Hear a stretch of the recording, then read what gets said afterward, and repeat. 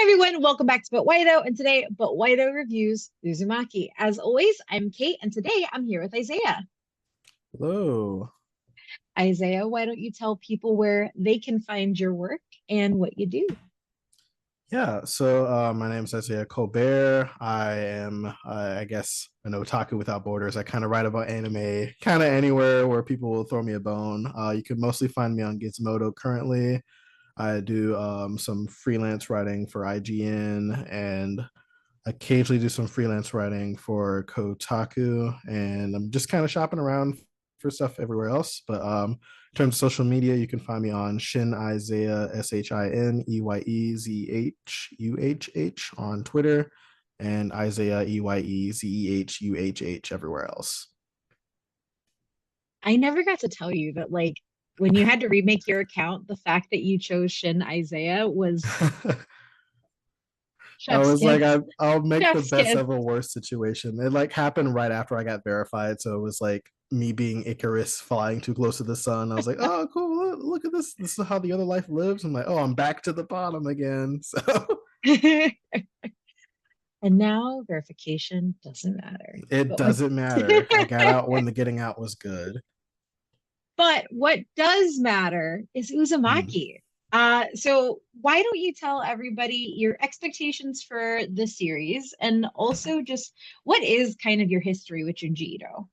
Okay, so I guess to get to the second question first. So my experience with Junji Ito is like I always kind of knew that he was like this horror auteur, and I didn't really get introduced to him formally until I like around like maybe 3 years ago. I like moved into my Hmm. first apartment, and one of the bookstores by me sold those big compendiums. Like I have the one that's just right here for Tomie, but Yeah. I got the one for Uzumaki. I read that one first, and part of me was like maybe I shouldn't have started out with that one because that one feels like it might be his best one and I might be working backwards. But like I started out reading that one, and when I was reading it, I was like, okay, so like one, it felt like a really long read because I usually am not like a really slow reader, but like I was reading on the bus, freaking people out by reading on the bus. And um like it's got this quality to it where like he does body horror really good, and he just like has this good writing for tension and Hmm. just making like bizarre situations like he's like the Iraqi but for horror where he just makes bizarre situations like really like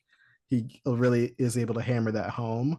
Yeah. And so like I gotten introduced to it through Uzumaki first, which is very fortuitous that Uzumaki the anime would be the one that would take the longest to experience. So my expectation I guess would be I'd like kind of dipped my toe into like watching the horror collections from Crunchyroll on Netflix, and I kind of was on the fence on whether or not Uzumaki would even like really measure up because for whatever reason anime adaptations for horror don't really land as well. Like Yeah. they'll either get too caught up on being like too much of a shot for shot recreation that they kind of lose the minutia of like how do we get to those frames, and if Yeah. it's just we did the frames then it's just kind of a flat like you did the frames, but then like it'll get busier because they're like let's throw color in there and none of his stuff have color in it, so that kind of distracts from whatever horror Hmm. that you're experiencing and feeling. So I was definitely worried, and like I was more worried after watching the Netflix one where like they dipped their toe into 3D animation. I was like,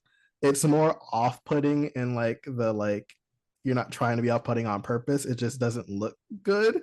So I'm horrified, sure, but like for not for the right reasons. Yeah. So there was definitely the expectation that like, okay, this one kind of can't be bad because this one's like because they've done like excerpts from Tomie, which is like fine, it's not the whole shebang. But if it's Uzumaki and you're gonna do Uzumaki, it's like, okay, you can't mess this up because this is Yeah. like everyone's been writing it as like his magnum opus. So the expectation was that this would be the one to break the adaptation curse for Junji Ito projects.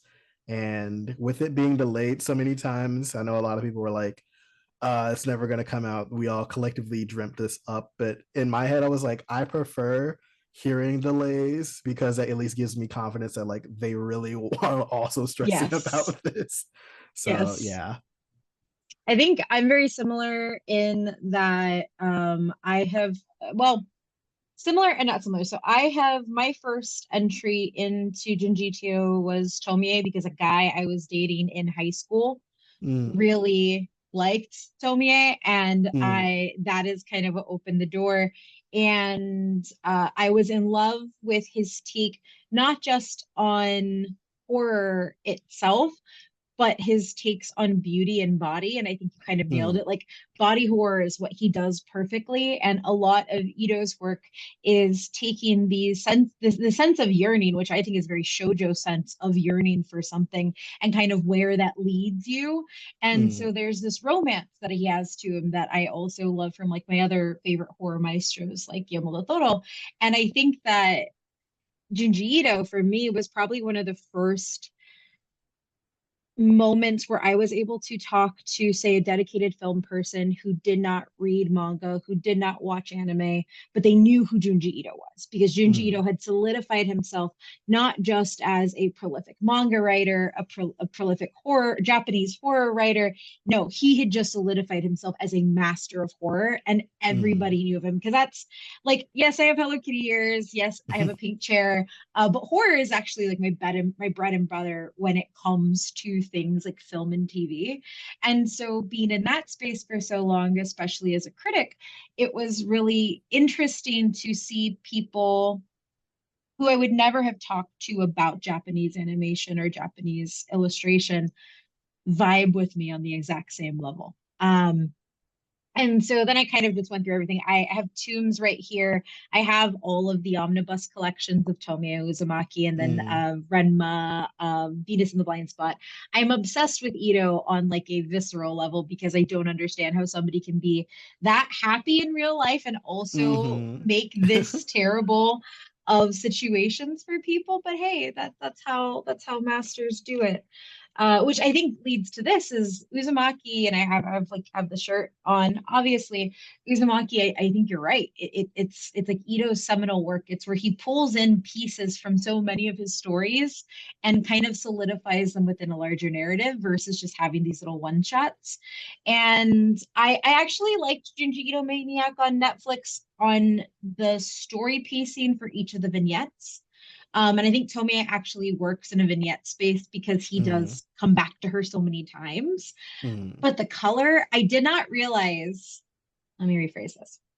I did not realize how much I found wrong in Junji Ito Maniac or the Junji Ito collection until I watched Uzumaki. mm, And then it was kind of like a hindsight thing where it was just like I had been so desperate to see his work adapted to a new audience. I was just like, ooh, this is good. But it was just like, not that great. It's like eating Pizza Hut uh, pizza my entire life. And then I finally got mm, to like go to like a brick oven joint. And yeah, so my expectations were high. I've been wanting it for so long, and I just wrapped covering Fantastic Fest, and I wore this shirt the last day of the festival. So many people. Never in my life have I had so many people just come up and start talking to me about anime and about manga because of a t-shirt in a space that is not a dedicated like anime convention. mm. Like this is a genre film festival held in the Alamo Draft House. And this shirt got a lot of praise and a lot of friendships created from it. Which goes into with such high expectations for Uzumaki, I kind of already hinted at my feelings.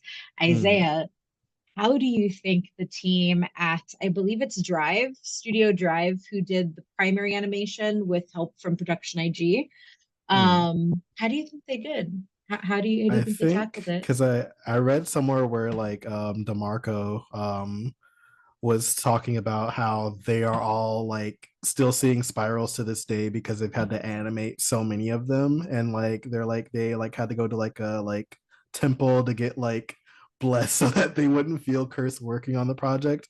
I think they like by and large, I think they knocked it out of the park. One of the things that I was like mesmerized in watching it was how like it felt like to adapt this like manga into an anime, they innovated in a way to make it work. Where I feel Mhm. like most anime will just do like the one for one, like we did it, here it is, there you go, kind of a thing with it. Where this it felt like okay, they took the mix of 3D and 2D, and they like took in consideration like the brushstrokes for each of Junji Ito's work and then Yeah. meshed it with 3D, and then they like had to like kind of redraw all of it to like give every character, this kind of like rotoscope kind of esque animation whenever they move, where like even the way that their hair bounces or like how they like kind of move just like feels like enrapturing away and as you watch it, because you're like, this feels like this shouldn't work but it's working, Yeah. like because I know that there's always like the anime community fans are like always get like shy away from 3D, but this like does that like in a masterful way, where like even like the like little bits of facial expressions that they do, like I think Kiria has like a little like moment where she's talking to her boyfriend about something and she like makes a silly face. I'm like, oh, okay, like I always in my head imagined like she does this perturbed face all the time, but I was like, oh, Yeah. to see an emotion, like, okay, this is really good. Like, I think that animation wise, it knocks it out of the park. One thing that I know when I watched the episode, I was like, okay, like, I'm not sure if this is like a full on critique, because when they said this was going to be 4 episodes, I was like, okay, they're going to definitely have to cut a lot, because I remember when I read Yeah. Uzumaki, like this was a bit of a read. So what they did cut, I felt like was like they basically stuck to the main points of the story. They Yeah. like didn't like take out any of the like the bigger moments where you're like, okay, when you think of Uzumaki, you think of these moments. They kept those all in Yeah. there, and they like for what it is, it's definitely a brisker pace, but I don't think it like hinders the horror at all with any of the like the Yeah. page turn type horror where everything like has their big horror shock moments, and they don't make it cheap like a like jump scare either, which I was impressed by. Like, yeah, it feels like an anomaly. I feel like I say this about a lot of anime recently, but like it feels like by having a brisker pace, you'd expect the horror to be jump scares, but they're like, we're gonna let this build, we're gonna let this like hang on for a couple beats, like the Yeah. dad who's like just spiraled up, and the one lady who's like got the spiral going on in her head, like they'll let that build and they'll let that sit for a while and like kind of ruminate, and they won't just like be like bang, there it is, horror, like were you scared, were you Yeah. not, let's move on kind of thing. So I was impressed by what they were able to do and how they were kind of like blowing through 3 chapters in an episode. So yeah. Yeah, I think I really agree. I think the animation is probably what made me look back at everything else and be like, none of you got this right. Like there's a level of fidelity, and I think that it's important. And how do I say this? I don't think it's so important that every animation studio needs to nail an artist's style. It can be an adaptation of that because things look Mm, different in movement. I'm thinking very specifically like Chainsaw Man adapting or Mappa adapting Fujimoto's art style because it is very different. Fujimoto is very scratchy. Line work style, and that's just not what Mappa does. And so you kind of see those variances while still evoking like the spirit of the art. And I think in Uzumaki, there was such a reverence to what each panel felt. And you said it earlier that like a lot of times, especially with the horror adaptations, they're so focused on panel by panel that they kind of lose the connective tissue between it. And I feel like here it was a moment where you got high fidelity without losing any of that. And I did not know that they were also cursed by spirals like the town in Uzumaki is, which I forgot to give the synopsis. Yeah, creepy town, real obsessed with spirals. Spirals take over everything. mm. Watch it to find the important parts here. And I feel like that makes sense because I think when you take on a work as seminal as this, like you have to come at it with an appreciation and a reverence. And I think to your point about the brisker pace, like an understanding. Like very Mm, specifically, adapting a work requires like an internal and or an inherent understanding of the purpose of the work. And I thought that I was going to dislike some of the choices that they had for cutting pieces, but I actually didn't realize that they had cut it until I was like watching my second go because I watched it in dub and then sub. And so when I was mm, watching it in sub, that's when I was like, oh, they cut out some of the sight stuff, which I didn't even find myself wanting. And I think that if you're mm, going to adapt something, that's kind of how you need to do it. Because I think you're right. Like we're finding, I don't know the reason for it, but I think we are finding spaces where studios are adapting larger pieces of work in smaller, well, not this one, this is long production cycle, but in mm, smaller amounts of time, in smaller amounts of episodes. And I think they're getting good at understanding like what is the meat of potatoes and what's like the parsley somebody just threw into the potatoes that really doesn't do anything, but it is kind of there mm. because it makes it cool. Um, Yeah, I mean, it's really hard because like you nailed everything I wanted to say, so I don't want to like I Oh just no, you're echoing good. what you said. Like I Uh-huh. think that that was the important piece, and I think that there's something that is also really important to me when it comes to Ito's work as an artist, is there is an obsession with juxtaposing extreme beauty and extreme horror that I think the animation nails primarily because it's black and gray. I don't Mm, think it has the same impact if it's black and gray. And we've seen that when Tomie gets adapted into color. Like there is a stark understanding of beauty in Ito's stories that I don't think comes across when you add too much to it. Like you kind of just have to have it all stripped away to see it. And I think that that's like this is how it hits the nail on the head, I think, for me, because when you have something so beautiful, then you also end up with an even more shocking horror piece once a body gets distorted or a spine just mm, somebody shoves themselves into a wooden crate because that's what they wanted to do.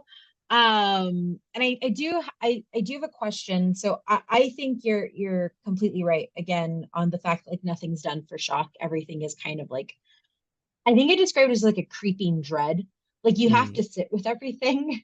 And like that's like I think that that's why Ito's work in general takes a long time to read, because I don't think it's necessarily like much longer than other manga.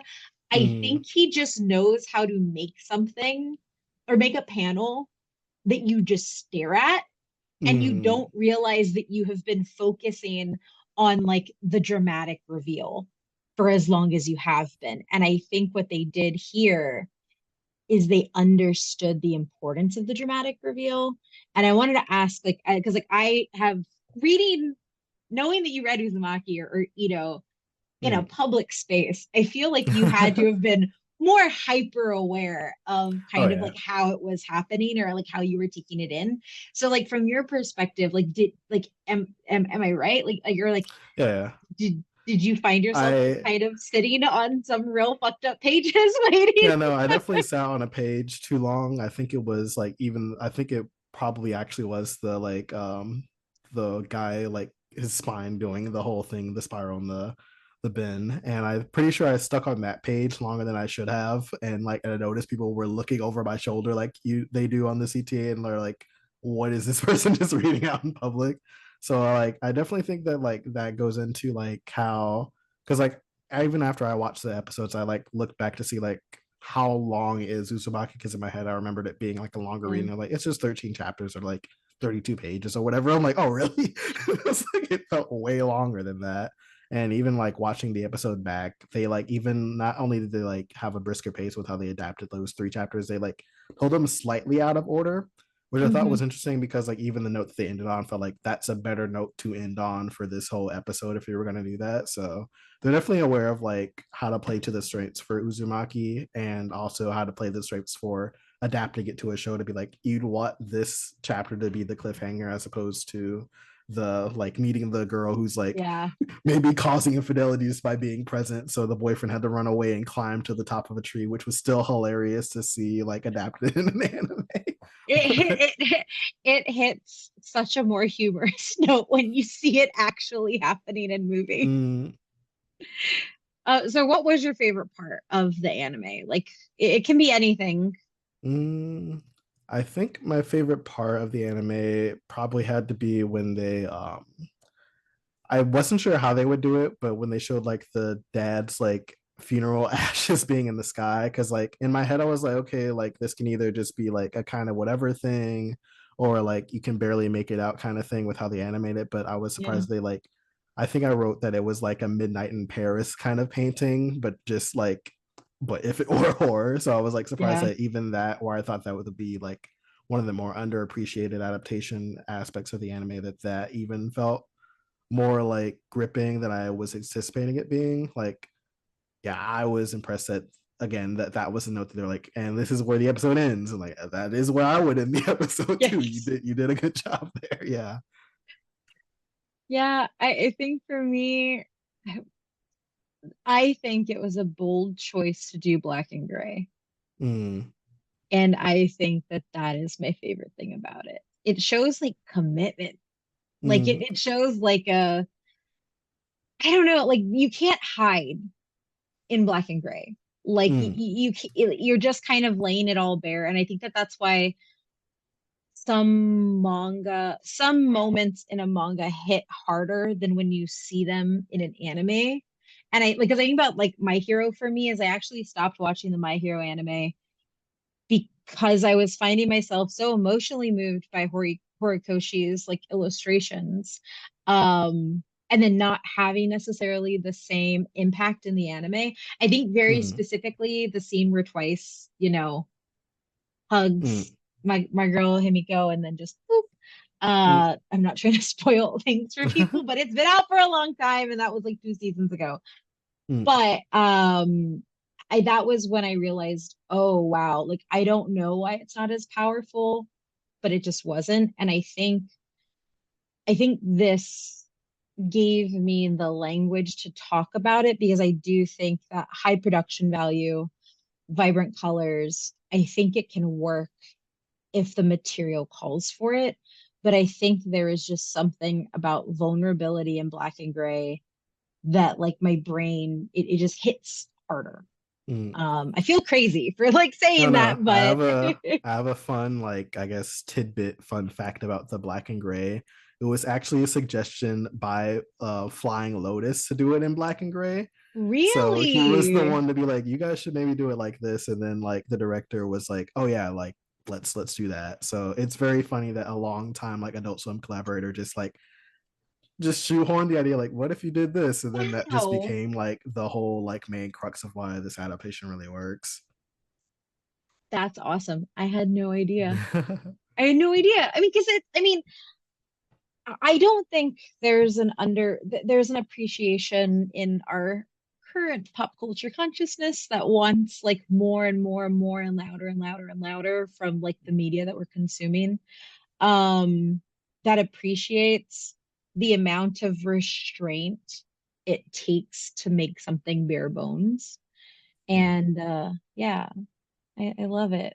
I, I made the joke to somebody. I was like, they're like, oh, are you gonna watch Uzumaki at the festival? And I was like, I already have my reviews right here. I loved it. It's perfect. But I made the joke that it felt like early days A24. Like if I were to situate Mm, this to in like an on-camera film, like to describe it to somebody, the the fact that it's bold and the way that it uses stillness and quiet in the same way that it does like large reveals and in its score, like I would make it akin to some of those early A24 distributed mm, films where it's just like you're risking a lot by doing a little, but if mm. you land hard. And I think I'm just like I'm sad it's only 4 episodes. And I think that that's like my major Yeah. critique. I want it to be Mm. more. I want more. I feel like it's gonna run into the same thing that the like live action One Piece Netflix show did, where like in it Oh, being so short or like such a like small slice into the world of it, it'll be like a gateway for people to be like, let's check out what the actual thing is. So that's kind of yeah. my hope going into it. Not only that, but I also hope that it leads to maybe more adaptations of this kind of frame being the tout du jour or like something to try out for other studios as well. Yeah. Yeah, because there's I think that there is a whole host of horror mangaka that don't do the shonen adjacent stuff that doesn't get picked up that would be exciting to see like kind of come from this as Mm. well. Um, which how much do you think Uzumaki's like long production time? Which it seems weird because like Junji Ito's resurgence has been extremely strong, I'd say like the last 3, 4-ish years. Mm. I mean, hell, I'm wearing Hello Kitty ears, but like Hello Kitty and Junji Ito did a Yeah, crossover they're doing the collab. collab. Yeah. Like it's that's so cool. For me specifically, what is it the kids say? That's Kate coded. And I do wonder if part of why it's taken so long for something this faithful to come out is because of some of the, I don't want to say stigmas around horror, but like Junji Ito hits hard with his art. And I don't think that Mm, that is something that is necessarily always understood by some audiences when it comes in the anime space. Because when you think of like hard hitting horror, I think of like maybe something like Monster, which is absolutely a psychotic story that is mm, beautiful, but it's also very limited in what it's showing you. mm, Even something like, I don't know if you ever watched Speed Grapher. mm. Okay, that was an anime where I think it was from Sunrise. You took pictures and somebody would explode. Okay. Mm. And even like it's been a hot minute since we've gotten something as out there as Parasite, the Maxim, right? So like Mm, I'm curious if there's going to be a resurgence of body stuff and a resurgence of some of these more twisted ideas of suspense and dread that don't feed directly into kind of like the high action caliber of horror that we have been getting from like the yeah. standard releases. My main thing with like, especially with like my, I guess, re-experience with a lot of horror anime, like I've decided to watch I guess When They Cry. I forget what Oh the, yeah. and like I get that people like it, but like there's a moment with like certain horror anime where it feels like it's trying a little too hard, where like it's a bit of a turnoff where like characters like kind of doing the yandere thing, and they're like a little, they're like hamming it up a little bit too much for Yeah. me, where I need a little bit less Patrick Bateman and like I guess a little bit more The Shining, I guess, some of the time. So I hope that I guess in this it'll also be less of the baby be like, hey, maybe do more like low key horror as opposed to just like wacky crazy, like Mm. this girl's crazy and there's stabbing happening when there's a like, it always feels Not like every horror every story needs a yandere. yeah, but there's like also been like the stigma where like every horror thing has to be like some kind of like a death game kind of thing, or it has Yeah. to be like there has to be a gimmick into it as opposed to its like Hmm. own like story that's kind of as the backbone for it. Yeah. So I kind of hope that it leads to more like, I guess, adaptations for like stories rather than it fits the archetype for the seasonal thing that goes into every year. Yeah, I think you're right. I think like the last time I saw something that was more like a story-based anime type that I mean, and yeah, even with its shocking moments, like Devilman Crybaby, the 2018 remake is probably the closest that I could think from like something that wasn't just focused on like shock value or specific death game narratives. Because even like we all know how Promise Neverland fell out, but it did start, Mm-hmm. but it was still buying into it wasn't a death game, but you still are doing the same type of thing. Mm-hmm. Um, yeah, I keep thinking, and I think like if I look back to some of like my favorites, I think like Paranoia Agent stands out, but that's a Mm-hmm. Toshikon, so like Yeah, it's that it that was going feels to be a like, banger no matter what. yeah, it Yeah, almost feels like the era of that is like a time capsule for like if you were coming up in this specific era, that's kind of where like the hitters were kind yeah, of coming out, where everything else feels a bit derivative of that, or a bit yeah, like, I guess, samey in like how it approaches horror. yeah. I don't disagree at all. It's kind of like it's like they're riding a wave, and I don't think Mm, that like a lot of them ever came out of some of it. I think Wonder Egg Priority maybe is one of those different ones, but it's still high shonen leaning. Boogie Pop mm, Phantom is a great one if you haven't watched it, but again, they like and I use shonen. I know it's a demographic, but there's also certain tropes and archetypes that we've come to associate with action shonen and the action shonen mm, stories that come out. And I feel like horror is almost chasing those now versus kind of being its own thing. So I think you're mm, absolutely right. Like give us worlds. Give us like I think that that's why monsters still mm, suspenseful than something that is just like Future Diary, which is a horror. I don't mm. know if you ever watched Future Diary. I did, yes. I I'm got through that. sorry. I'm sorry. I'm sorry. Mm, But okay. Would you recommend Uzumaki to people, and what would you rate it? Or what did you rate um, it in your review?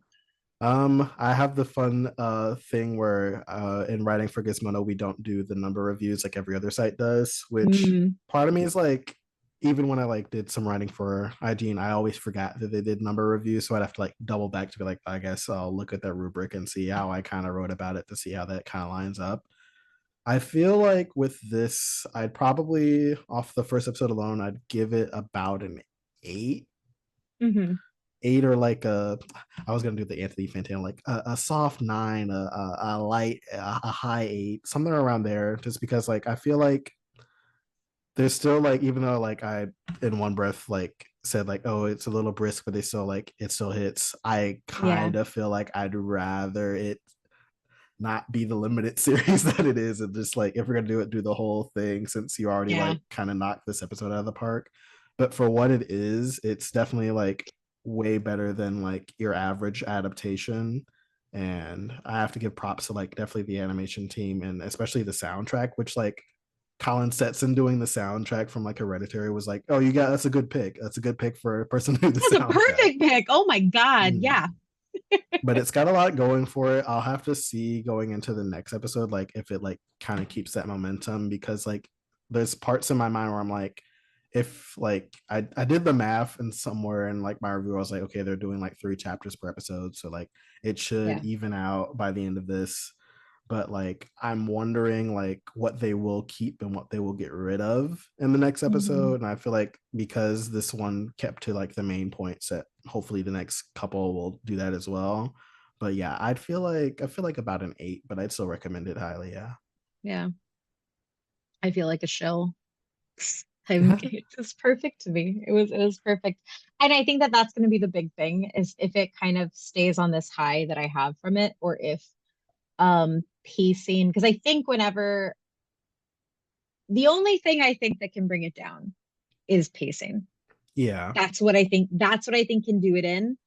Um I think for this I have such an admiration for the monumental task of making something that is faithful enough that you kind of put yourself in a position where you have to do it well. Mm, Because if they were even a fraction off on the animation style, on the rotoscoping, on any of these pieces, like it would have all collapsed. Because like an easy path and adaptation, and I think it is something that like Junji Ito Maniac took, and even the collections and like the live actions of Tomie and stuff, mm, was to have iconic moments and panels, but be distant enough from the Ito's art style or Ito's specific writing and pacing that you're never like directly in that shadow. Like, yes, you're in the shadow because you're adapting a work, but you are not like there's no way somebody could pull it up in one-to-one um critique it. And I mm, think that one of the reasons it gets a perfect score for me, at least in this beginning, and I hope I stay this high on it as we go through, mm, um, is just the what's the word? Like just like unbridled attempt to just make something that a master made. And mm, so I think for me, being able to pull it off at this high a caliber, uh, I'm floored, man. I'm mm, floored. I'm floored, y'all. And I think that that's something that I don't know. I feel weird giving it a 10 because perfect is hard because like I guess some of the stuff could be added back, but then I didn't think about it till my second watch. So like is that, you know what I mean? mm. So for now I'm at a 10 and I think everybody should Okay. watch it. I But think what also, yeah. yeah, Yeah. I think what also helps was that like, to tie this to both Uzumaki and Look Back, by like usually whenever a creator like gives big props to an adaptation, it always feels like a like contractually obligated platitude. We're like, oh, this is really Yeah. good, go check it out. Where it's like they're held hostage to be like, you better go check out this work, please. Shueisha asked us to give us money or whatever. But like when it came to like Uzumaki, like having like Ito say like this is like as close to like my style that like Yeah. any adaptation has gotten to, or like I felt like that wasn't like him just like just blowing hot air, just be like, oh no, yeah, Yeah. I'll give it props. This is a new thing. I'll get paid it either way with this coming Yeah. out. But like I feel like he was like genuine with that. So I do think that it's definitely like in grading on the curve of other Ito projects, this is like probably gonna be like an argument for like the best one, like unanimously. But it really does come down to how will the pacing like affect the other episodes, because Yeah. it'll get more like, because this, for an introductory episode, it did everything it needed to get like the ball rolling. But there are like other episodes that will come later where it's like I kind of maybe don't need like a chapter being briskly held over in like five Yeah. minutes. So I'll hold out until I see how they like approach the rest of Yeah. it. No, I think that's completely fair. Well, Isaiah, this has been fun. I'm so happy I've gotten to talk to anime with you in an official setting. We did Why it. don't you let everybody know where they can find you? Yeah, for sure. So you can find my writing over at Gizmodo over at the IO9 desk. You can find me on IGN occasionally. You can find me on Kotaku occasionally. And on social media, you can find me on Twitter at Shin Isaiah, ShinEyezehUhh, and Isaiah EYEZEHUHH everywhere else. And you can find me at butwhythough.net. That's where all my anime stuff is and all my film and TV. And you can find me on the interwebs at Oh My Myth Randier. It's down there in my little nameplate. It's long. I'm not going to spell it out. And I've realized, especially after doing a festival, the number of times I've misspelt my own handle because I made it too long. I really should have just made it Oh My Gandalf. I don't know why I didn't. And yeah, you can check the site out at But Why Though PC on everything. Isaiah, it's been great. I'm gonna go stare at some spirals, I guess, which Mm, was really weird. Like, I don't, I don't know. I'm wondering what's gonna happen when I binge this because I'm going to, and if I mm. just start to see spirals everywhere, which is a thing that happened after I read Uzumaki. So thank you, Mm. Ito, for invading my subconscious.